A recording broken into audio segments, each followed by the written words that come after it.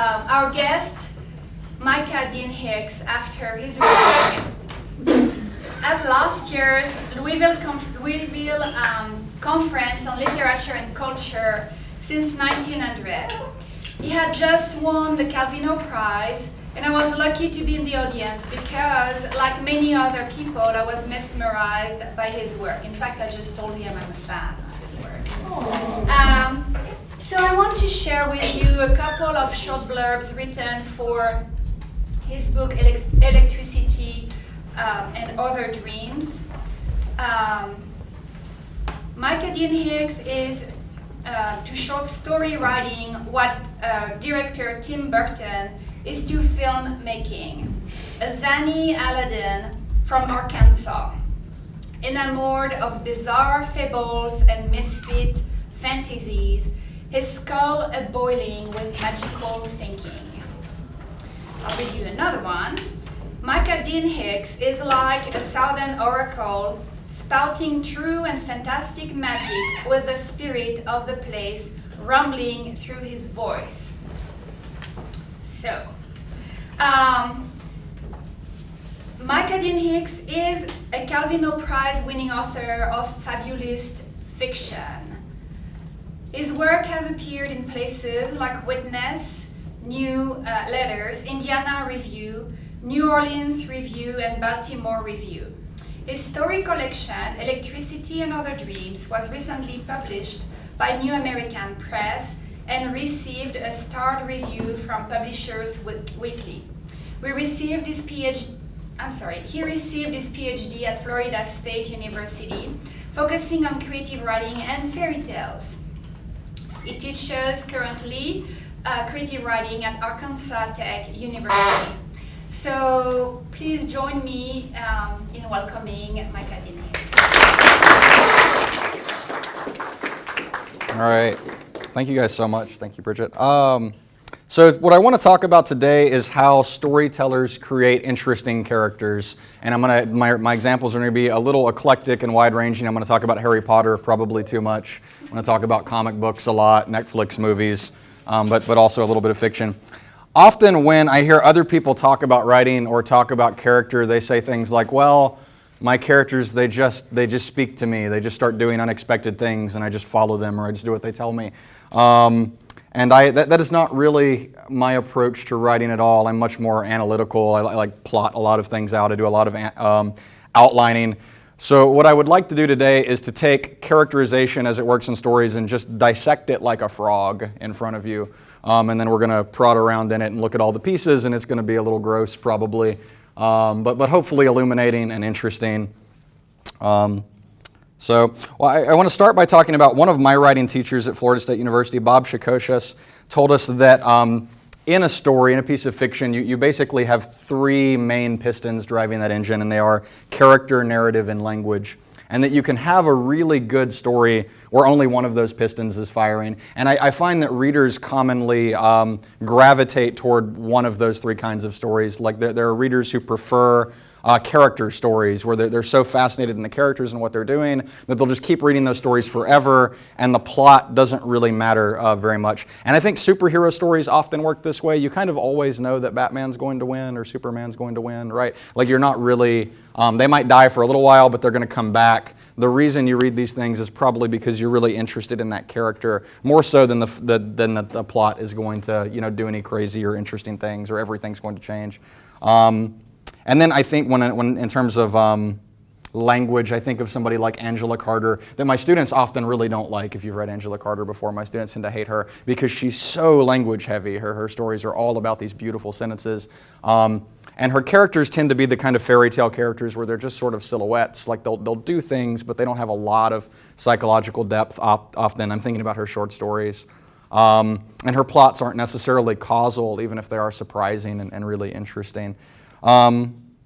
So what is interesting about this is when I was sending out my novel manuscript to literary agents a few years ago and I started getting rejection letters, I remembered what Bob Shikoshias had said, because in almost every rejection letter I received, the agent said, well, we really love your use of language here, and there's definitely a lot of like imaginative, interesting stuff going on, but we just couldn't connect with these characters. Like we're not interested in the characters very much. They don't seem like real people. They don't have a lot of depth, etc.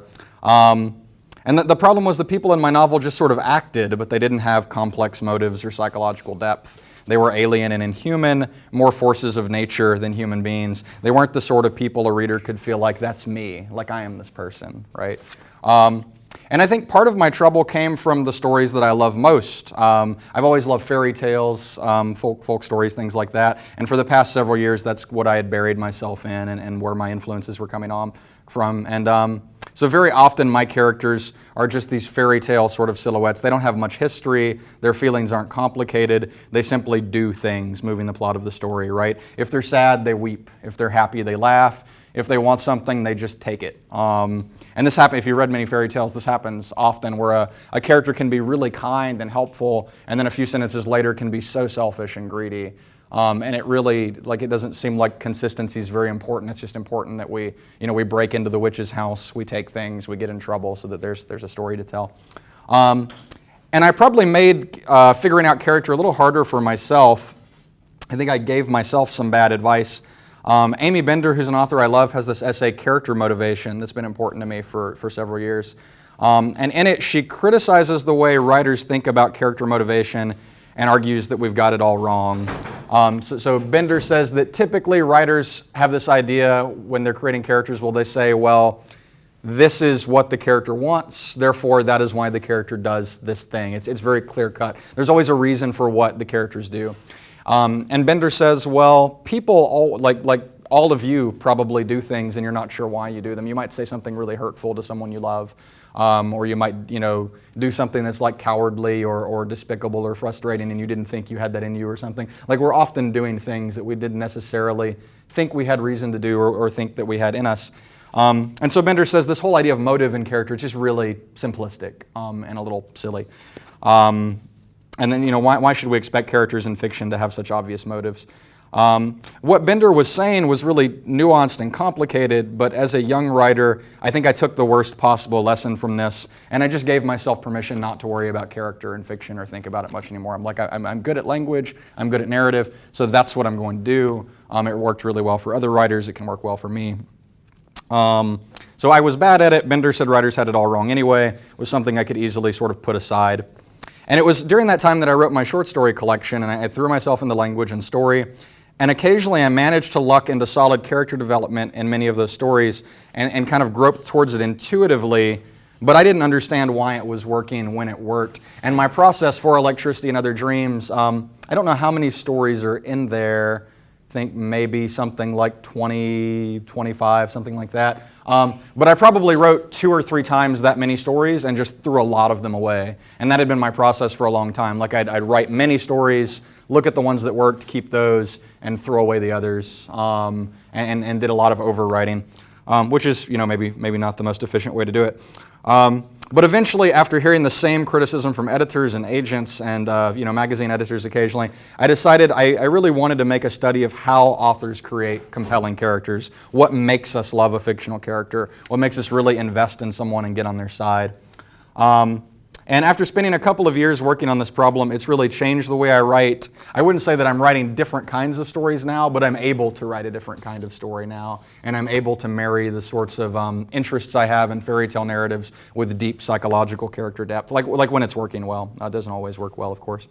So I'm going to talk about a lot of character development tricks that I picked up from stories. Hopefully this won't feel like a BuzzFeed listicle or something, because I have like 11 quick things I'm going to go through. And these tricks fall into 3 broad categories as far as I can see. There are character tricks that only really give utility. They just help you tell one character from another. It's really simple. Most of these add a little bit of interest to the story. They make us interested in the characters. But there's only a few, I think maybe just like 3 of them, and only one of them that works really well for actually getting readers to care about a character, like emotionally. Like if something bad happens to the character, you want to cry, like it makes you sad yourself. Most character tricks aren't really good for doing that, and it's something I sort of stumbled on later. And the funny thing is that the most useful way of establishing character comes from fairy tales. Like fairy tales have known this for a long time, and even after reading them for years and years and years, I didn't know they were doing it until I looked really hard. which was funny and frustrating. But I'll talk about that one last of all and how it's helped me rethink a story that's been eluding me for years. So the first thing to talk about really quickly, and I won't spend a lot of time on this because it's very basic, is just naming the characters, right? It's something that generally just gives utility. You don't want to write a story that has 4 women characters and you name them Jillian, Gemma, Jennifer, and Jilly, right? That would be really, really frustrating for your reader. They would constantly be trying to figure out like which one is which one has the dog and which one's divorced and which one likes hot sauce or whatever it is about them. It'd be very hard to keep them straight because you have them all named the same. So at a very basic level, authors want to give characters names that just make them distinctive from one another. So if you put Tyrone and Brandon in a story, you can tell those people apart very well, just like Kanye West does in his song when he's trying to give you an idea about 2 very different types of people. He uses Tyrone and Brandon, and you're not going to get those mixed up because the names sound different and have different sorts of connotations. So you can also have names that are a little Dickensian, if I'm saying that right, or the names sort of suggest what the character is like. Harry Potter is a good example of this. So the name Harry Potter itself sounds really innocent and humble. He doesn't sound like somebody who's dangerous or scary, right? He's sort of friendly and plain. Snape sounds a little sinister, right? You have Dobby, who sounds kind of simple and dumb, and he kind of is. And those make the characters a little more interesting. It helps us, remember them. There's a danger that it can make them into caricatures. And there's a better way to do it. The movie, or the Roald Dahl book, and then the movie Matilda, I think, also does this a lot. There's Mrs. Trunchbull, I think, is the evil principal. And what's the name of the teacher who's like wonderful and great and sunshine? It's Miss Honey. Is it Honey something? Miss Honeycutt or something? Or is it just Honey? Miss Honey, right? So we get everything we need to know about her just because she's Miss Honey. Like, that's all we need, right? We know what kind of person she is. So maybe not the best way to do character, but that's like the most obvious one. It's probably the first thing that writers need to reckon with is what are these people's name. The other one, the second one I want to talk about is physical appearance, and it's probably the worst way to establish character, and it is the way most beginning writers do it all the time. So you might have a line like, Susan was 5'6" with long brown hair and green eyes. She wore an old red windbreaker every day, no matter how hot it was inside and out. And her height, hair color, and eyes don't do anything for us at all. Like, those details are so plain, they're not even I've already forgotten what it was, and I wrote it. You're just telling me she looks like 40% of the rest of people on the planet or something. It's not really doing anything for us. The red windbreaker is a little more interesting, but mostly because it's odd. She's doing something strange or embarrassing. She's always wearing this red windbreaker. We think, what's going on with her? Like, is this the only jacket she owns that she has to wear it every day? Is she embarrassed of her clothes? That she has bruises on her arms or something that she's trying to hide? What's going on with Susan that she has to wear this all the time? So that's a little bit more interesting, but only a little. A slightly better way writers use physical appearance is through physiognomy. Essentially, physiognomy means that someone looks like the kind of person they are, and fairy tales make this move all the time. You'll notice if you read fairy tales, good people are always beautiful, and ugly people are almost always bad, right? It's just very easy the way the world works out. Sometimes if someone's too beautiful, that's bad. So they can be kind of like a trick or something. Like they're so pretty, they're going to kill you. But generally, if someone's really beautiful, if they're really attractive, it means they're a good person. You can trust them, right? People wear who they are on their faces. And you'd think we would be smarter than this, but surveys have shown that even in the real world, people who are more attractive tend to be rated as more trustworthy, which is just very sad if you think about that too much. In Harry Potter, Voldemort is a dangerous man, and he looks like a dangerous man. Heroes often look strong and kind, and they are. None of it's very subtle, but it's the way stories. It's one of the ways stories treat character. It's just pure utility. It helps the reader keep track of who is who. More interesting than that, you can work against appearance, or against this physiognomy. So you think of like Shaggy from Scooby-Doo, right? He eats food like it's his job. He's just like always putting away snacks. He's always eating, but he's also like really, really rail thin. So we have kind of prejudices about what someone who eats all the time might look like, and this character's working against those stereotypes, which makes him a lot more interesting than if the writers had just made him a grossly overweight character, right? Because it makes everything more complicated which is what good art should be doing to begin with, is kind of overturning our prejudices and showing us that, hey, the world's a really complicated place, like all those things that you think they're probably wrong. There are other interesting ways to use physiognomy in the same essay that I mentioned earlier, Character Motivation by Amy Bender, which is in the first Tin House Writer's Notebook. I don't know if it was published anywhere before that. But she says that setting in a story can tell us something about the characters who inhabit it. And she says, if the character ends up in a strange hotel on a mountain alone for weeks and weeks and weeks, and something magical happen, that is actually revealing something about the internal life of the character on its own. And all of those fairy tale characters who live deep in the woods, witches and wolves and fathers who abuse their daughters, we sort of know something is wrong with them right away just because of where they are in the world. It's like, so the place that they're in tells us something about them. And to reach for more literary examples, you can think of Faulkner writing about people in these like crumbling old houses or something, and the families themselves are kind of corrupt and crumbling and things are going very, very wrong, right? Or Ralph Ellison's The Invisible Man. I think it's been a long time since I've read that book, but I think at one point he's living underground or something, right? So like this tells us something about who he is as a person a little bit. So see this in movies and comics all the time. The villain often lives in an evil lair of some kind. Greedy dragons sleep on piles of gold. Hobbits live in tidy little houses tucked into hillsides. And all of it's very interesting, but it doesn't make us love a character. It doesn't really make us like super, super invested in them. So the fourth way authors establish character that I want to talk about is through traits. It's maybe a little heavy-handed, but essentially the writer tells us exactly what the characters are like of people. The most obvious example of this is to think of the Spice Girls. And I know the Spice Girls are not a story, but they are kind of a creative construct. They're invented in a way, right? So think about it. You have Scary Spice, you have Sporty Spice, you have Baby Spice, Ginger Spice, you have Posh Spice. And you have, like, I think the boy bands of the 90s had kind of a similar thing, right? You had the pretty one and the smart one and the one who liked candy and I did like the one that was like short or I don't know. They had all their things they were good at that made them interesting to the respective demographics that were interested in them. So you know something about each of their personas because of how they've been identified. Another way to think about this idea of traits is, what's your superpower? There's nothing really distinctive about Superman's looks. We might associate him with a particular actor like Christopher Reeve, but Superman isn't memorable because of his hair or his eyes, right? We remember him because of what he can do. And this is one of the funny things about people just losing their minds when comic book characters get made a different race or get made a different gender. And it's like they're wearing masks the whole time. Like, what does it matter if Spider-Man's like biracial now? Like so what? He's going to be wearing a mask anyway. Let's see. So we remember these characters because of what they can do. So Superman, faster than a speeding bullet, more powerful than a locomotive, able to leap tall buildings in a single bound. Pretty much all superheroes, with a few interesting exceptions, work this way. Cyclops can shoot lasers out of his eyes. The Incredible Hulk gets big and green and breaks things. Spider-Man can do whatever a spider can. We don't care about how they look. We care about what they can do. Fiction writers do the same thing, helping us get to know their characters by giving us their traits. I'm reading right now Lev Grossman's The Magician's trilogy, and I just finished the first book. And in his character, or in the first book, his character Quentin isn't good for a whole lot. He's a really easy character to hate, actually. But you give this character, he's chronically depressed and unhappy and screws up all of his relationships and doesn't seem to be good at very many things. But put a deck of cards in his hands, and suddenly he's this wizard who can do all these amazing card tricks. He can shuffle in 1,000 different ways.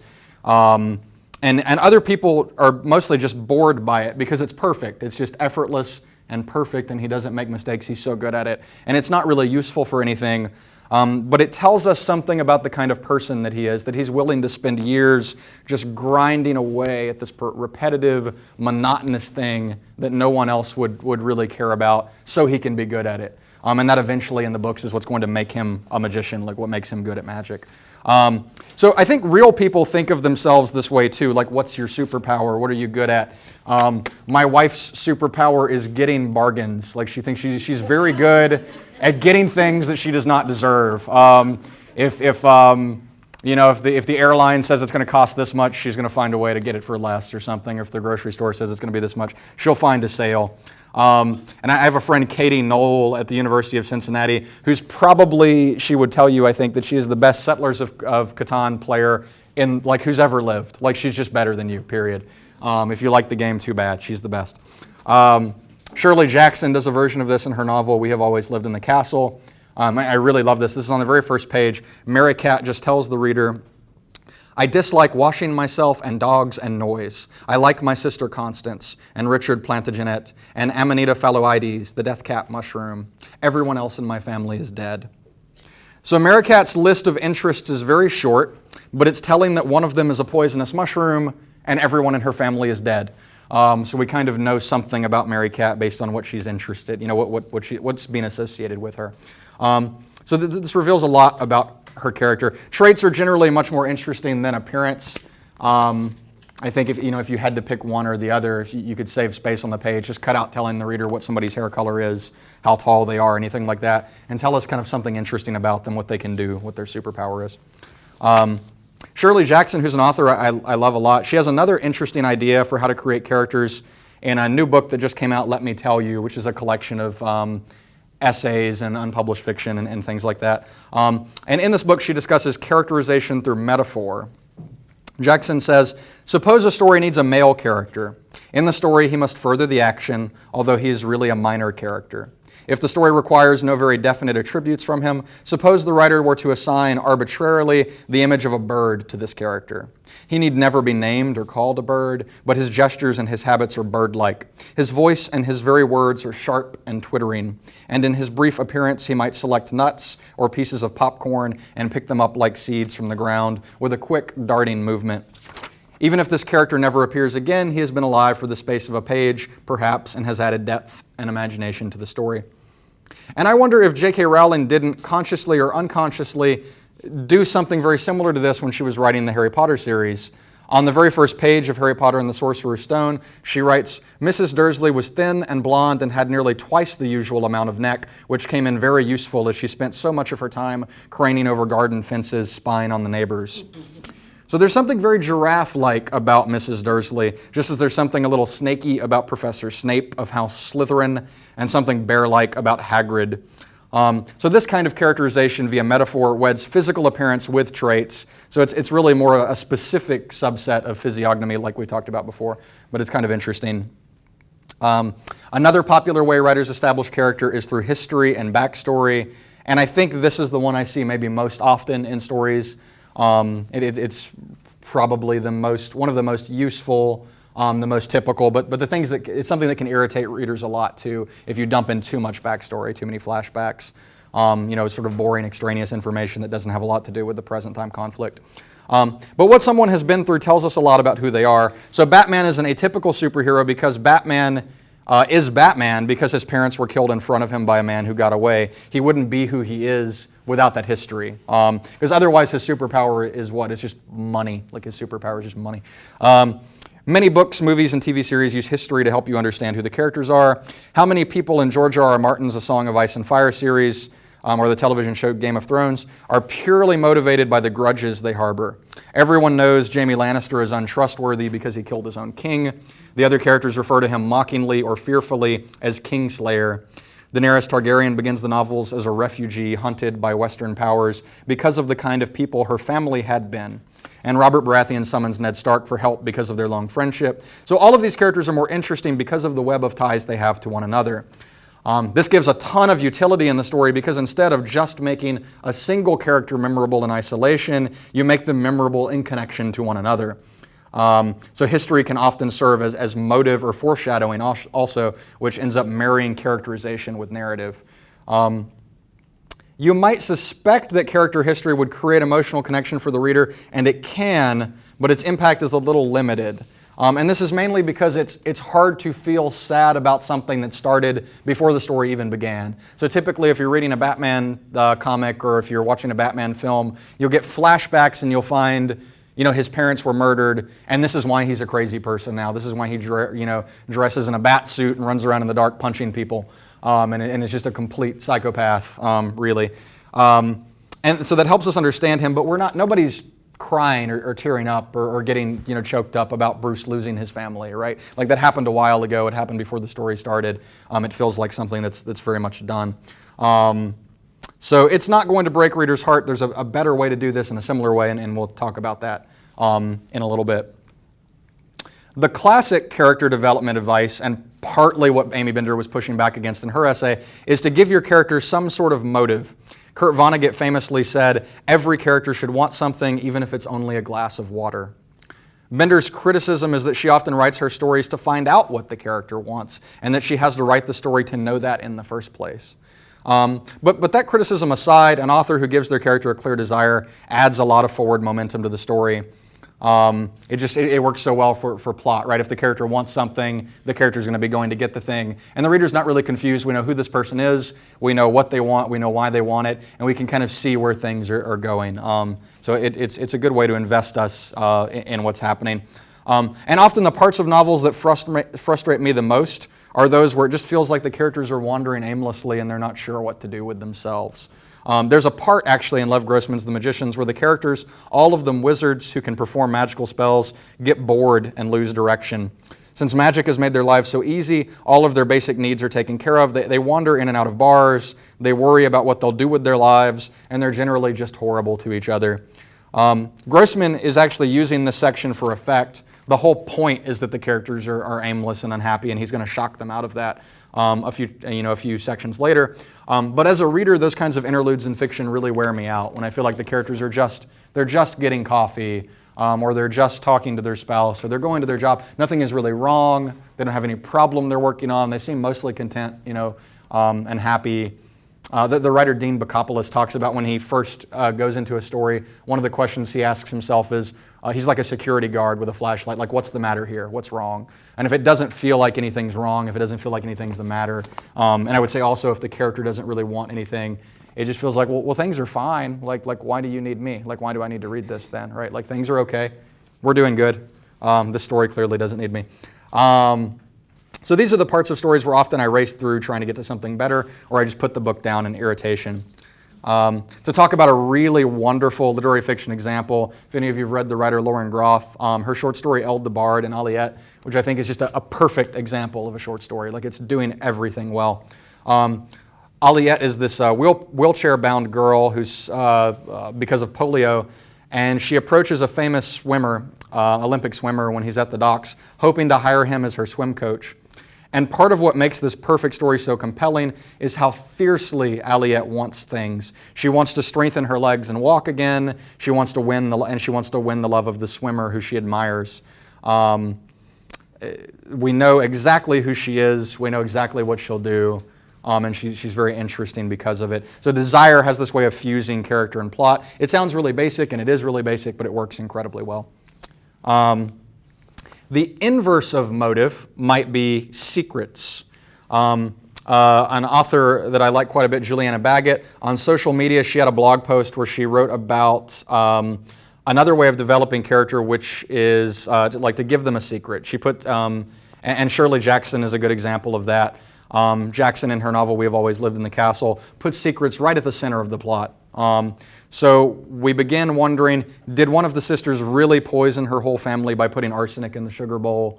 And if so, which of the sisters did that and why? And the reason we're reading the novel is just because of that secret. Like we get that on very early in the novel. Like, what happened to this family? Where did they go? Why did they die? Who killed them? And as we read, Shirley Jackson is sort of teasing us with that mystery the whole way through, and we're getting closer and closer and closer to it until by the end it just slips out very quickly, which is really interesting. Another thing I want to talk about very, very briefly is philosophy, characterization through philosophy. So essentially, characters tell us how they think the world works, and often their explanations of how the world works are kind of explanations for their problems. The best example I've seen of this recently, I was reading the most recent Pushcart Prize anthology, and there's a story in it by Wendell Berry. I can't remember the title of the story, but it's about a family, a very poor family that lives in the small town, and the family is famous in this town for not spending money. Like, if they can wash clothes by hand, they won't buy a washing machine, right? If their car breaks and they can fix it, they won't go to a mechanic. If their car breaks down and they don't have a car, if they can get where they can go by walking, they won't buy a car. They don't buy anything ostentatious. It's just, used clothes, cheap food, like the bare necessities, doing as much as they can themselves. It might be called a branch way of doing, but I may be wrong about that. So what makes this story interesting is these characters have this weird, or maybe not weird, maybe very practical and sensible outlook where they don't have money, they're not going to get into debt, they're not going to spend money. It's almost like religious conviction for them. It's law. This is what you do if you're a member of this family. And the whole story is really about that. You get, at one point in the story, one of the sons ends up marrying a woman. He gets a job, he comes into a little bit of money, and he buys this like really nice car, like a really loud, noisy, like muscle car sort of thing, right, with like big speakers in the back or something. He does something that's completely out of character for the rest of his family. And as far as plot, that's the loudest thing that happens in the whole story. Like the biggest like conflict or problem, the biggest transgression is the son takes his money and buys a really fancy car. And so when he pulls this car up to where his dad's working and guns the engine and is blasting music and gets out, his father looks at him, and I think if this is not the last line of the story, it's one of the last line of the stories. His dad looks at him and says, "Sweetheart, I've told you, and you'll learn. Don't let the sons of bitches take your money." And that's it. That's all you need to know about the Branch family. That's who they are, right? So they're really interesting people because they have this philosophy. We sort of know something about how they see the world. And I see that in literary fiction a lot. As I was reading through that Pushcart anthology, there was a story about, I can't remember the author's name, but about, I think, a drag queen in New York. And she was sort of talking about the way that the neighborhood had changed and sort of like what she felt about how the neighborhood should be and how the neighborhood was now, and what kind of her philosophy was and what she thought was correct. That made her a really interesting person, which I think is a hard thing to do and not something I do a lot in my fiction, because I think being wise is hard. It's almost impossible to tell somebody something that they don't already know, right? So if you're writing like, this is how the world works, it better be really interesting, and it better be something we haven't already heard from our grandparents and from our parents 1,000 times, because we'll just get bored. It'll be like, Dad, stop telling me that. You've told me that forever. I know already. So it works really well with something like this family in Wendell Berry's story that believe a particular thing so strongly. Or in Dennis Johnson, like often I think his characters just tend to believe really crazy things. So that helps too. It's another good way to use philosophy. Next, I want to talk about, we're still doing good on time, I want to talk about contradictions. Eric Molinsky, in his Imaginary Worlds podcast, brings up another interesting way that authors create compelling characters, and this is by giving them contradictory traits or impulses. I believe Janet Burroway also talks about this in one of her craft books. And one of his examples is the title character from the comic book series and recent Netflix TV series, Jessica Jones. So Jessica doesn't think she's a hero. She doesn't even think she's a good person, right? She's selfish, she's brusque, she goes out of her way to be as unheroic as possible. But she keeps slipping up. She keeps helping people in spite of herself, like her drug addict neighbor. And when people close to her are threatened, like her adopted sister, she does everything she can to protect them. So no matter how many times she says, I'm not a hero, I can't save you, I will get you hurt, she keeps helping people. And that tension is very interesting. Another example from the Netflix Marvel Universe would be Daredevil. Matt Murdock doesn't believe in killing people. That's against his code. And if you've watched the recent season, it gets a little tedious. That's another great example of philosophy too, right? The arguments between Punisher and Daredevil, right? When they're talking about what they believe about the world. And it really feels like Daredevil is just losing those arguments. He's just saying silly, simple things that we've all heard before. And the Punisher's saying interesting, like hard things that sound like really compelling. And scary. They're scary because they're compelling. So yeah, Matt Murdock doesn't believe in killing people. It's against his code. But then he gets in a position where he has to kill somebody, and the guilt just wrecks him, and his character takes on all this new depth and becomes much more interesting. Which adds utility, often adds interests. Often the contradictions can get start going in the direction of an emotional connection. And now I'll start explaining why. Like the version of characterization that I think works the best, the one that I think is most likely to create a strong emotional connection with the reader, and probably the one that's just the most obvious, that maybe all of you knew it already. It took me several years to figure it out. So I've talked about 9 or 10 different ways authors create interesting characters.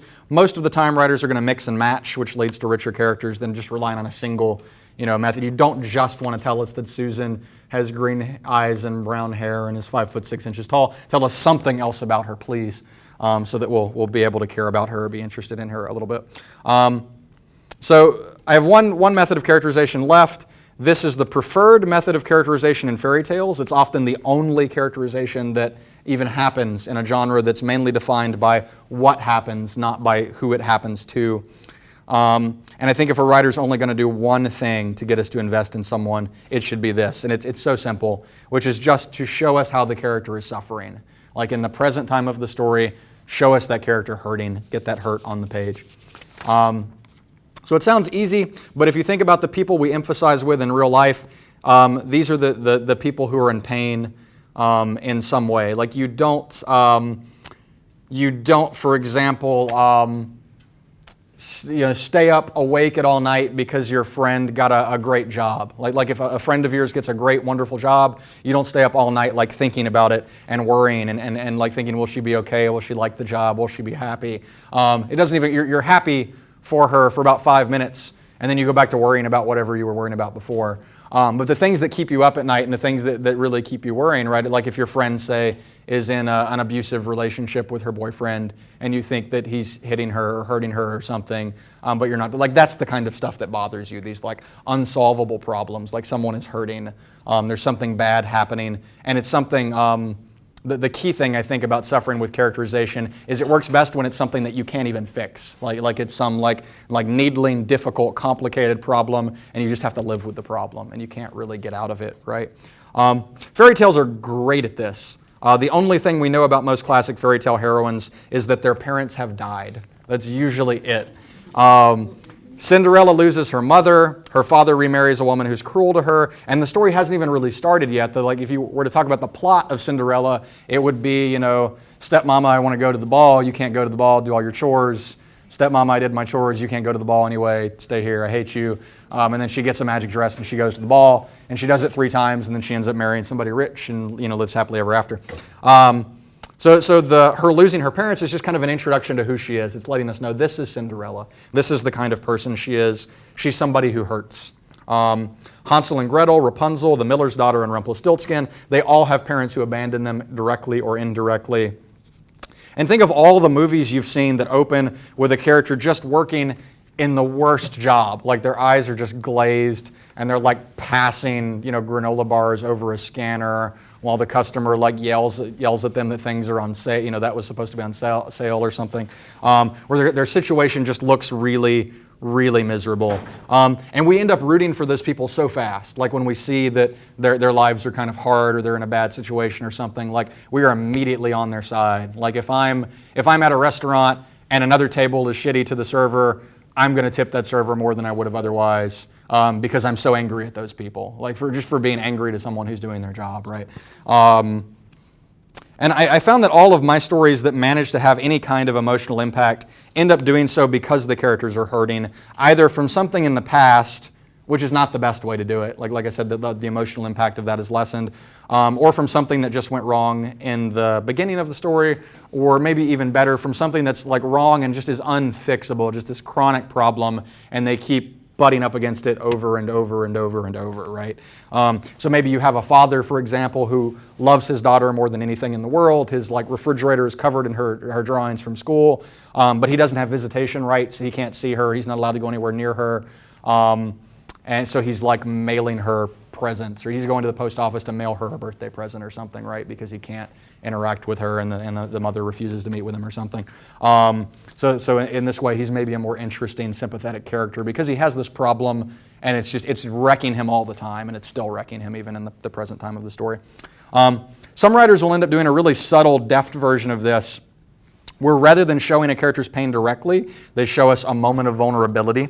We see a character open up to another character in such a way that we think, be careful, right? You're being really vulnerable right now. You could get hurt. It's like in high school or something. If someone, I'm trying to think, say you're 17 and somebody in your class comes to school in their Boy Scout uniform or something from a few years ago, and they're just covered in badges or something, and everything they is just screaming, "I love this is exciting," and you're looking at them like, "Please don't talk to me.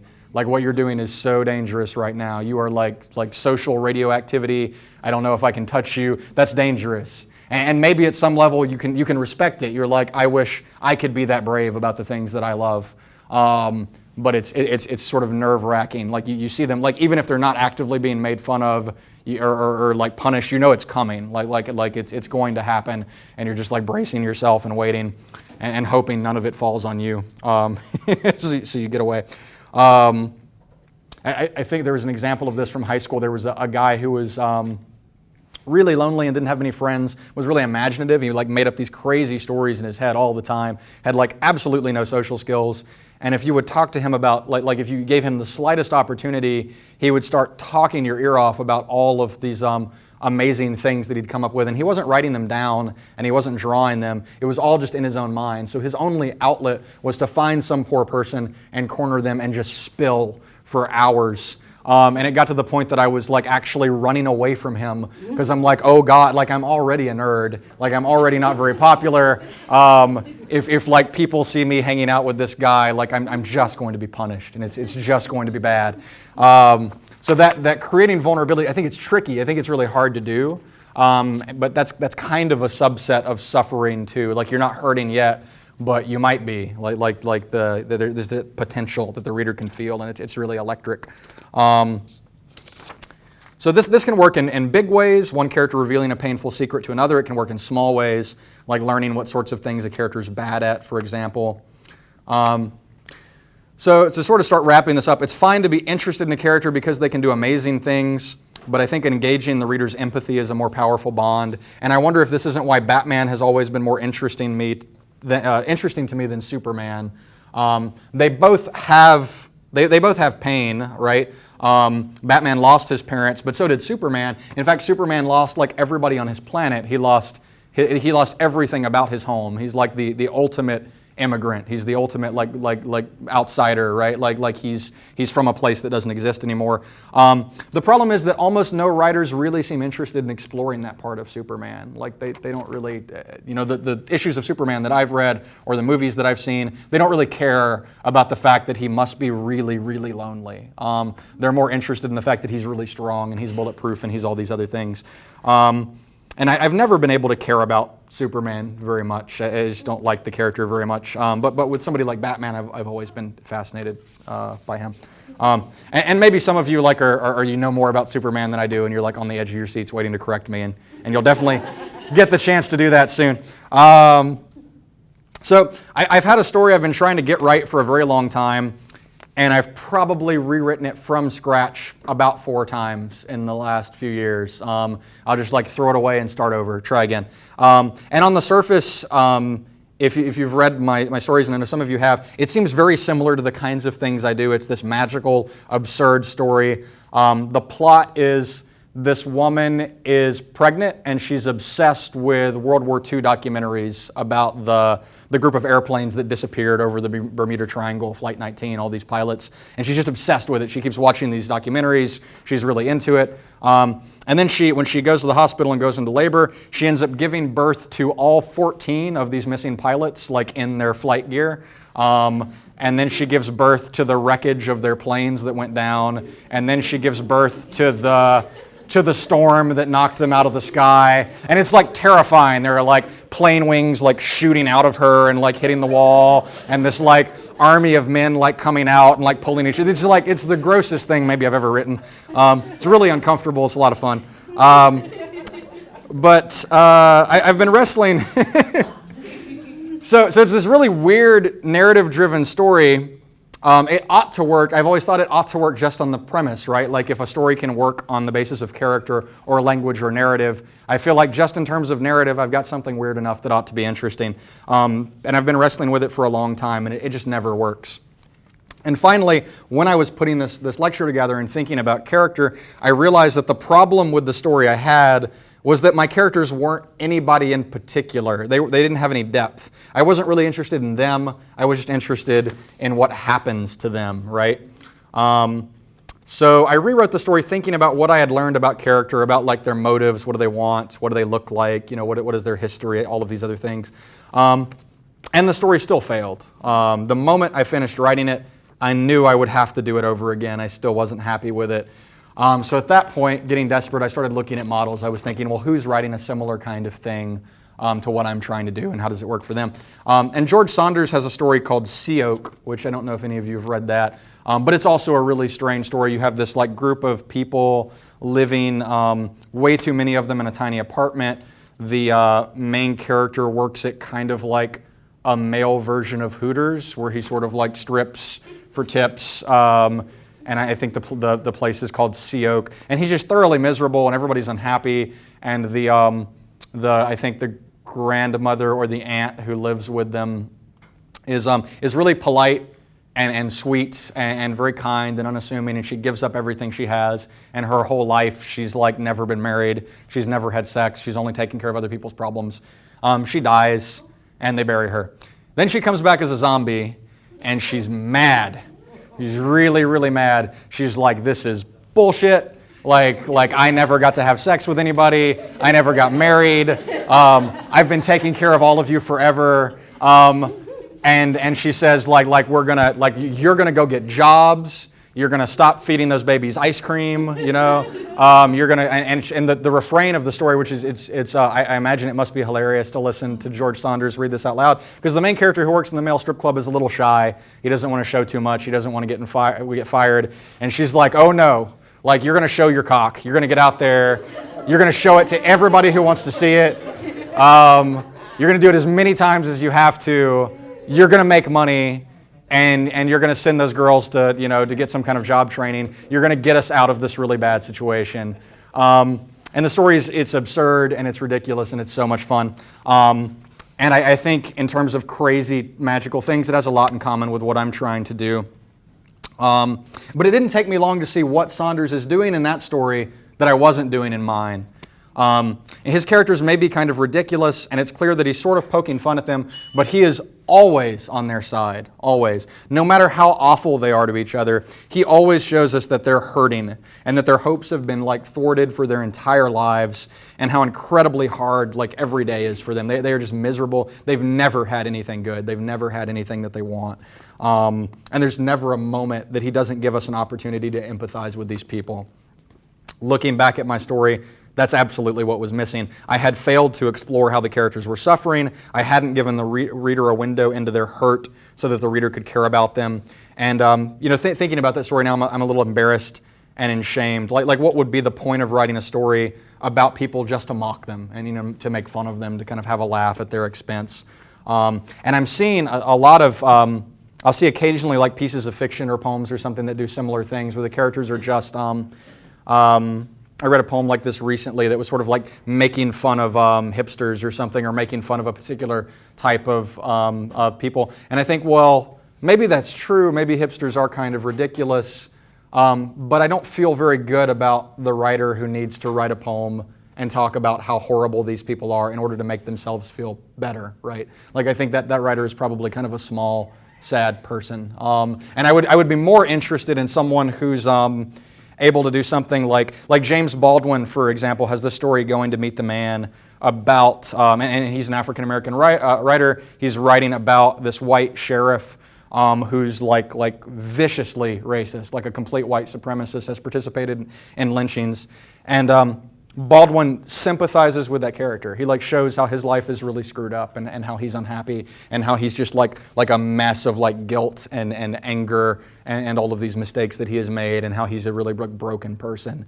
And it's so good. It's amazing that Baldwin is able to make that leap of empathy. He's able to connect with this character. And it's just an outstanding piece of art. It's a really great story. It will make you sad to read it. It's definitely not comfortable to read, but it's really good. So a lot has been written about the role stories play in cultivating empathy. I think The Atlantic has a new article up on this probably every week or something. So maybe this is becoming a cliche thing to say, but I think it's very important. Not only do we make the world a better place by cultivating empathy in readers, but this response seems so hardwired in us, so fundamentally human. I don't think there's any greater tool in the fiction writer's arsenal So that's the best advice I have to give for writing compelling characters is just this. Like, look at your characters and ask yourselves, why did they hurt? How are they hurting? Put that on the page. And it works best typically if it's the kind of hurt that doesn't really have a solution. It's something that you can't fix. And it's just at every turn in the story, it's always causing problems. Thank you so much for listening and for putting up with probably some of my mistakes I've made as I've rambled through comics and popular TV shows and movies and other things. I'm happy to take any questions or comments or grievances that you might have. Thank you very much.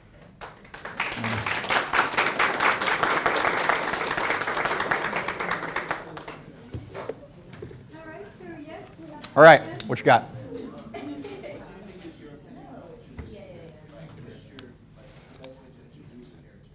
What's the best way to introduce a character in a story or something? That's interesting. I think for me, it's often the thing I was saying about often movies will start with like someone working their crappy job and we're kind of already on their side. Like starting with someone having some kind of problem or having some kind of conflict, I think is the most interesting way to go. There are definitely ways, and I draw on movies a lot because these tend to be the kind of common text. We've all seen the same movies, but often we haven't all read the same books. So Stranger Than Fiction is kind of interesting just in terms of his morning routine is so repetitive, right? Like the things he's doing over and over and over. It's a little interesting, but I think the thing that hooks me in a story and gets me interested is I just immediately see somebody who has a problem. If you think of, I know the Pirates of the Caribbean movies are maybe a little cheesy, but if you think of the first one, which was really good, where Jack Sparrow is sailing into port on a ship that's sinking under his feet. I'm already charmed by him at that moment in the movie. I'm like, something went bad for you. Like something went really, really wrong. And I'm already kind of interested in his character because of that. So I think, give me a problem. Give somebody who's having trouble, whatever it is. And that's usually the best hook for me. And I think for a lot of people. It's a good question. What else? Mm-hmm. Do you write any other types of books, like you were talking about sex a lot? Oh yeah. Well, I don't write erotica. You can make a lot of money writing erotica though. If that's something you're interested in. No, I think mostly I'm really interested. The kind of project I'm doing in this book, where it's like Southern fairy tales, is something I'm really, really interested in. So I end up doing a lot of my work kind of looks like that, or the kind of authors who've been the most influential for me are Latin American magical realists like Isabel Allende and Gabriel Garcia Marquez, and there's a lot of actually great American fabulists, and they're almost all women. You have people like Amy Bender and Karen Russell and Kelly Link and Lori Foos. And so I think that's kind of the sort of narrow territory of fiction that I'm working in right now that I'm most interested in. But maybe I should give erotica a shot. It seems like something I'm interested in. Yeah, go ahead. Okay. Are any of your stories where do you get your inspiration from? Like the story, the watermelon seed. That story blew my mind. And I work with preteens, and I was telling them the story. I'm like, one of my kids was eating some type of fruit, and I was like, well, if you eat that, right, orange or something, scar them forever. Yeah, I think a lot of so some of mine are definitely family stories. So the watermelon seeds is a great example of my grandfather when I was a kid would just lie to me constantly, tell me the most outrageous things, you're eating watermelon, and he'd be like vines are going to grow out of your stomach now, you're probably going to die or something, or he'd have a stuffed raccoon in his house, and he'd be and I was 3.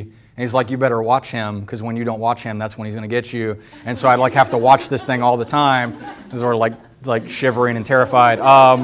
So a lot of them are sort of family stories that are interesting. I think there's one story in Dog Summer. There's a story about a kid who he works really hard on this car. He works this job, he saves up money, he buys an old truck, he fixes it, he works on it forever. And then because he's 16 and has no power, at the end of the story when he finally gets the truck running, his father sells it out from under him and keeps the money, which is something that happened to my father. And then there's another story where a woman's husband never brings her flowers, so she steals all the flowers from a cemetery and brings them home, and her husband gets enraged and makes her send them all back, which is also a family story that happened to one of my grandparents. So a lot of them come from the sort of like weird family stories I grew up with. A lot of it comes from the kinds of, I've always been interested in fantasy and magical stories and comics and like sort of pop culture sorts of things like that. And I think a lot of it too, just I believe that imagination is something that you get better at from using it. It's sort of like a muscle. So often when I first start writing a story, I do a lot of outlining and things like that. And I'll start coming up with ideas.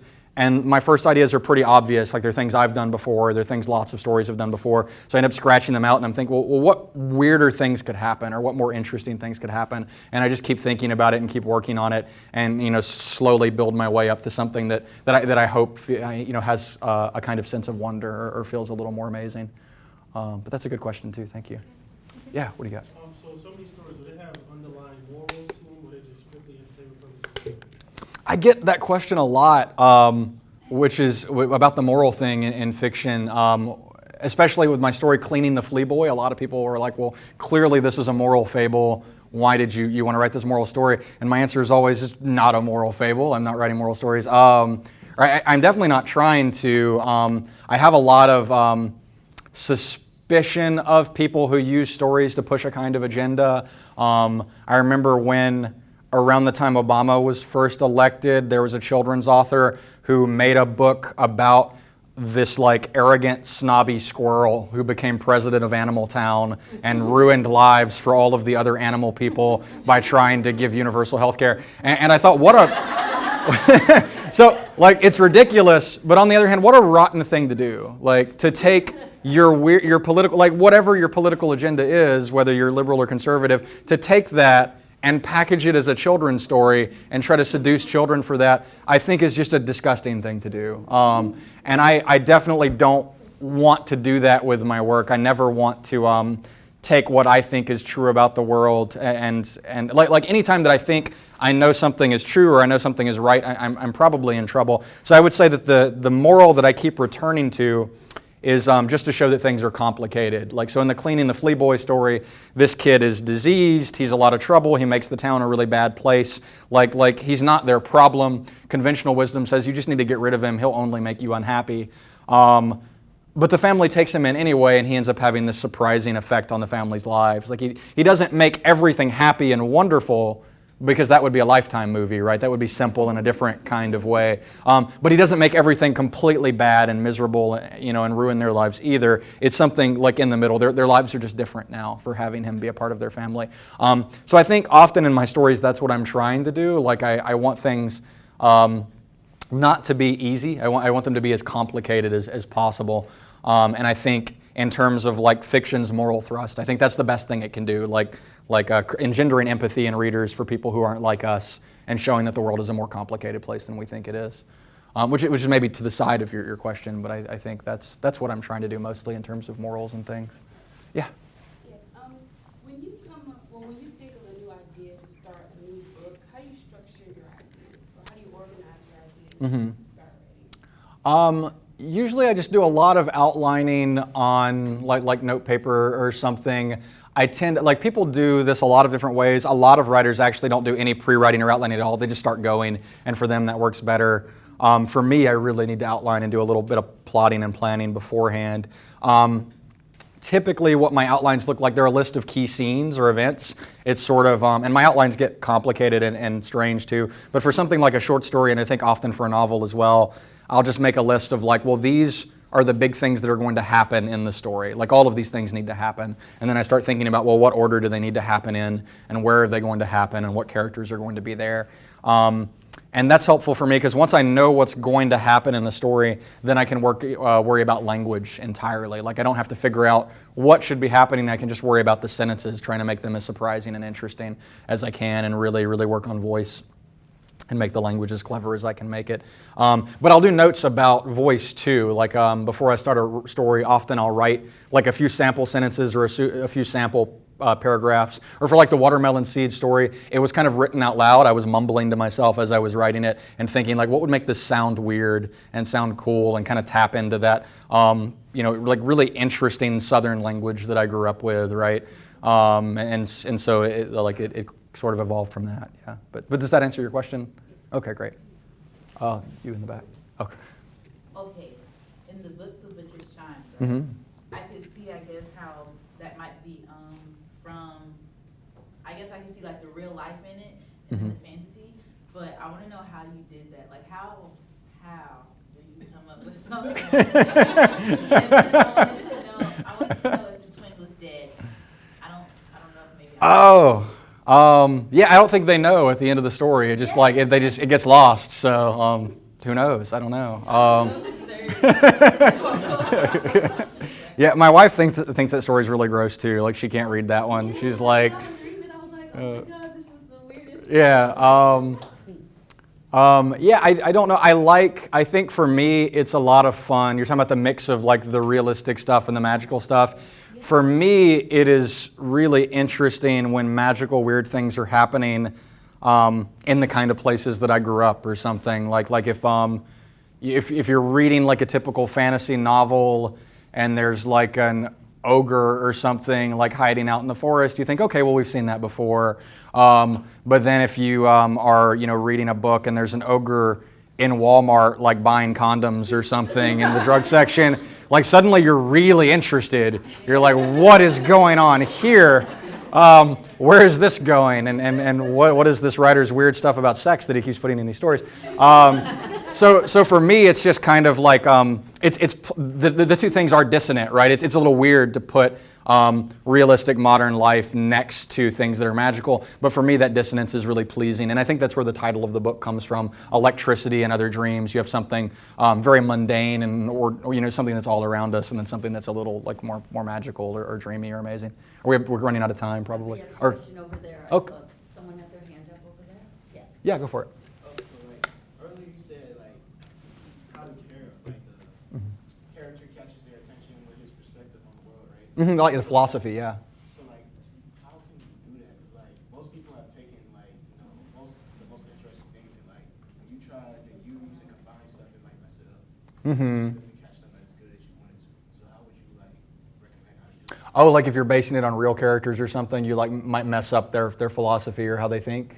Is this right? Yeah, I think you'll always do that. If you're basing your characters on real people, you probably shouldn't tell them because they'll always be unhappy. Because I think this is fun. Even my dad gave me, and he was an oil contractor in Afghanistan for a little while, and he sort of brought back all these weird stories from Afghanistan, and one of them is in the book. I think it's the first story in there. And even he feels like he told me the story, and I took it and I monkeyed with it and I moved things around, and he's like, "You really messed that up. You got that wrong. How'd you screw this up so bad?" But in terms of specifically what you're talking about, character philosophy, I think you probably can't be faithful to real people. You're never going to be able to probably pin down exactly how they feel. I guess nonfiction writers and journalists, that's what their main problem is. They have to find a way to represent people that is fair and feels like it's mostly correct. But then newspapers end up getting sued a lot for misrepresenting people, right? People get upset because they don't come off as well as they would like. I would say that for character philosophy, it's not something that I am especially good at. I'm kind of envious of other authors who can do it well, but I would say it's probably better that it is interesting than that it is necessarily realistic or that it works or that it makes sense in the real world. Probably all of you have a friend who in the 2 a.m. in the morning is sort of telling you how he thinks the world works or something, I'm gonna tell you this is how it is. And you're kind of crazy, man. This is nonsense. But it's usually fascinating, at least, because it is so skewed or it is so so weird. So yeah, I would say aim for interesting, don't aim for realistic. You had something earlier. Oh, do we have time for one more in the gray shirt? Okay, yeah. Yeah, I had one from my class. We actually read Sisters War. Oh, yeah. Figure out at the end how did she have children of her own. The brothers were. Yeah. I don't know. Yeah, yeah. I mean, you do have there are a lot of stories where people get get pregnant or find wives, and you're like, how does that happen in a lot of these old stories? So like even in Adam and Eve in Genesis or something, right? Like Adam and Eve, fine, they have kids. Where are their kids' wives and husbands coming from? You don't want to like maybe think about that too much in that particular story. But so yeah, in that one, I think that is an example of a story. Most of the time I do a lot of planning for my stories, and a lot of times sometimes though they're more organic, and they just sort of like a creed. I'll sort of lay down one thing and then lay down something else and see what works. And that one is definitely one that built up a little more organically, and so probably is making a little bit less logical sense. I was probably less interested writing that story in making a kind of coherent, logical version of the world, and more that I just liked the idea of rabbits like flying fighter planes and shooting at each other and stuff like that, which seemed like weird and fun. But yeah, that's a good. I don't have a good answer for that, but that is a good question. Yeah. Yeah, thank you guys so much. This was great. In my hurry to introduce Micah Hicks, I forgot to tell you that this event is sponsored by the College of Arts and Sciences and the English department, so I just wanted to make sure to tell you that. We have a few free books for students who made the effort to come here, but we also have a table outside, because this is a classroom, where our guests will be able to sign your books, those of you who have the book already.